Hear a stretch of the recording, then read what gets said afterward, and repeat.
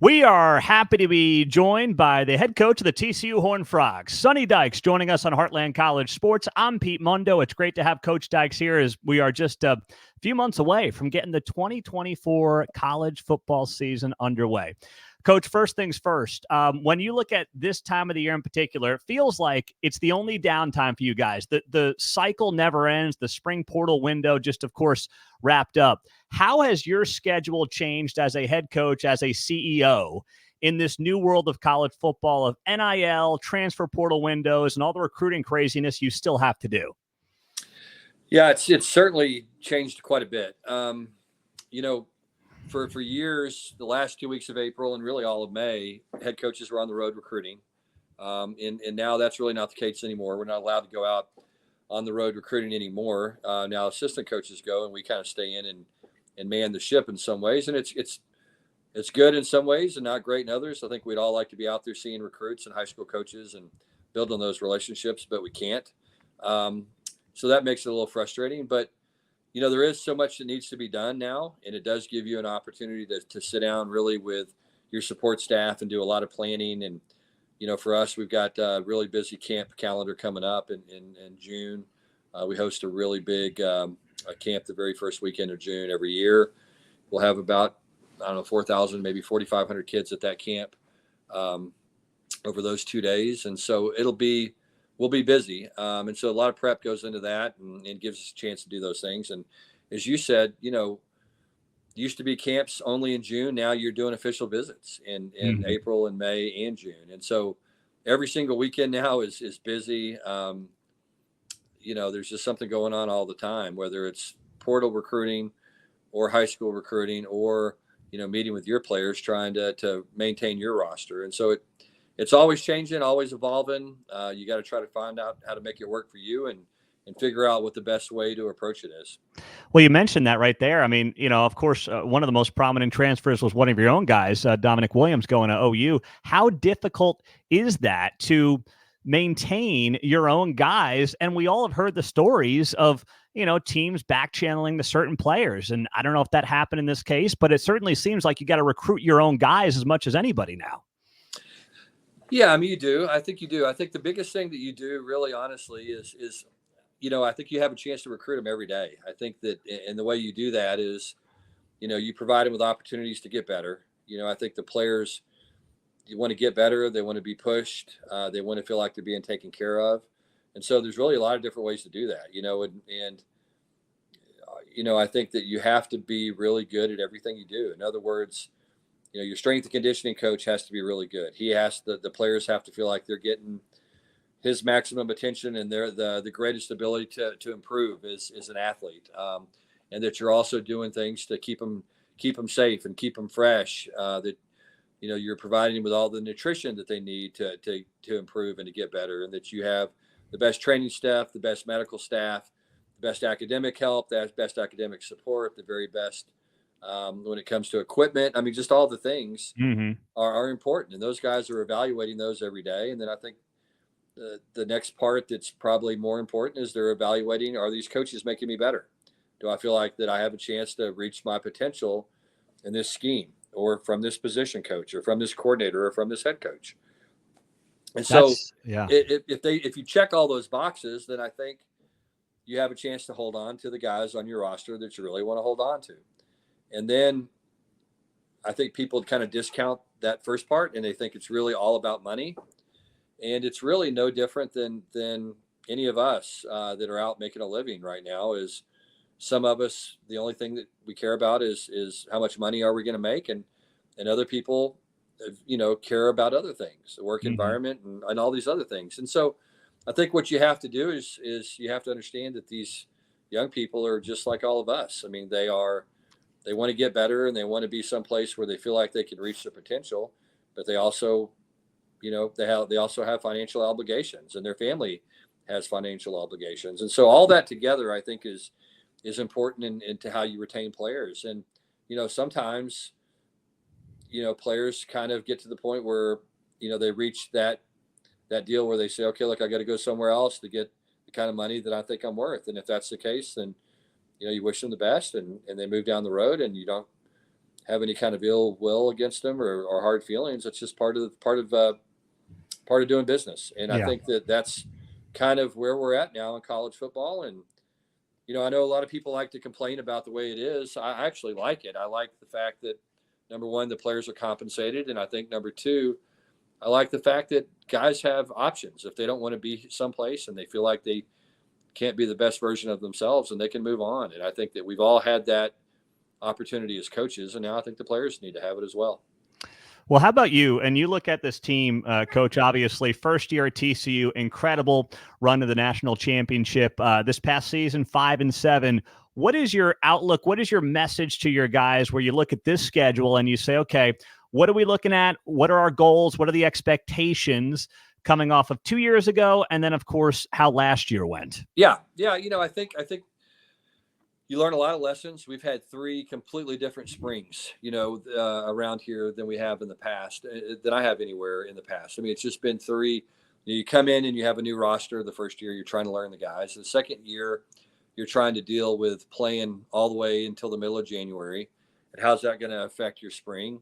Because our players never had any time off. Those guys never went home from the end of July until January 16th. They never had an opportunity to go home, see their family, have a break, do anything. And so we had to give those guys, 3 weeks off and try to get them back in shape, then try to get ready for spring football. And so I think last spring we felt like we were playing catch up the whole time. And we felt like that going into the season, and we never could get caught up. We lost a lot of seniors on that team, and we lost, I believe, 7 juniors declared early for the NFL draft. And so we got gutted, really, our entire older group in our program. And so that was difficult. And I think we're in a much better place. I like our team now. I like the leadership on our team. I like the depth on our team. I think we have an edge that we had in 2022 that we probably didn't have in 23.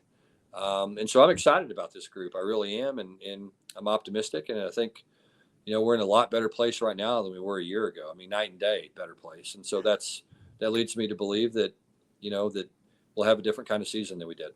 Well, you mentioned that. I mean, right now you look at the Big 12 and people will talk about half this league possibly winning. TCU may not come up in that conversation, but we had on Josh Pate on the show the other day, and he likes you guys. He said, I may look at TCU as a dark horse. Do you feel like, you mentioned the edge coming back? Did you realize the edge maybe wasn't there in the opener against Colorado? Was it in the preseason? When did you feel like, gosh, I don't know if the edge is there that we had in 22? Yeah, I think we felt it coming out of spring ball. We had so many new faces. We knew that there were going to be some challenges. We added a lot of players over the summer in the transfer portal, and it just felt like we just never really gelled as a team. And so, we learned some lessons. I mean, I think that we've got to do a better job. I've got to do a better job as a coach, and our staff has to do a better job of building that rapport with the players. And those guys have got to, be really bought into the team concept. And I think sometimes you see 9 guys get drafted like we had in 2022. A lot of the guys look at that and they think, okay, well, I'm next in line. And, and we only had 3 drafted. And so I think that there was a lot of people had to do a lot of learning, and I think we all did together. And the players really take their cues from us as coaches. And I just don't think we did a great job, or I did a great job of building that team and that chemistry that you have to have. It's so important. And we had it in 22, and for whatever reason, we didn't have it in 23. And I think that contributed to a lot of the issues we had. Now, look, we lost a lot of experience. We didn't have, we had got a quarterback hurt and played with a young quarterback. And typically you don't have a lot of success. In 2022, we had a guy that had played a lot of games in Max Duggan. And last year we ended the season with Josh Hoover, who was every game he started was his, very first games. And so, there's a lot of factors that go into that, but I feel good about this group and where we are. And the great thing about college football, there's no excuses. You better get ready to play every year. Nobody cares. Mm-hmm. I think our players understand that, and I think we're in a good spot. When I look at this schedule this year, I mean, you know this from your first year at TCU, where in the Big 12, you played the round robin, you just basically flipped home and away. Now, Coach, you got to look at the schedule and say, how far am I going? How many long road trips do I have?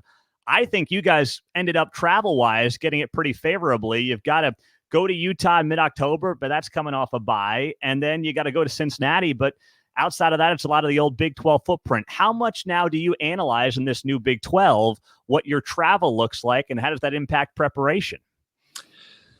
Yeah, I think honestly, I mean, I think travel is important, but I think it just depends on who you catch, some years. I think, I was in the American for a number of years at SMU, and you could almost predict who was going to win the American based on, who didn't play the best teams. And there were some years where, some teams might not play the top three teams in the league. And you might catch the right schedule. And I don't know that any of us can say that right now because the league is so new, and the Big 12 has been so. There's been so much parity in the league. 6 different teams have played for the conference championship the last 3 years, and so there's been a ton of parity.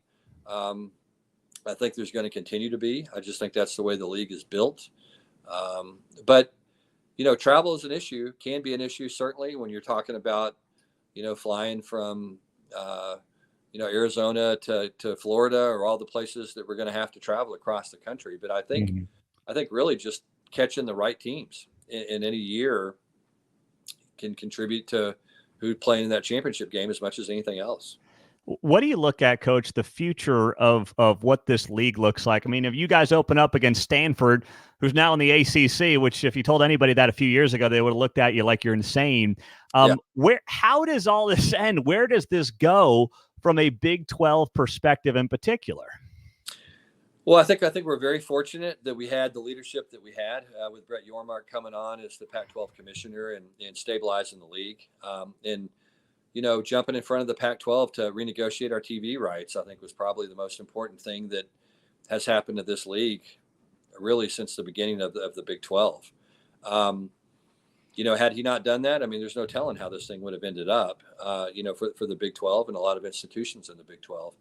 So, the great thing is I think we have a great conference commissioner. I really like Brett.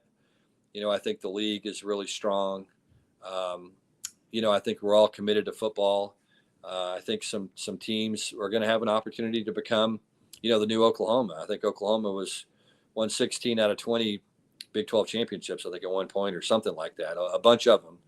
And now, someone else is going to have the opportunity to do that. And it's going to look different than it did.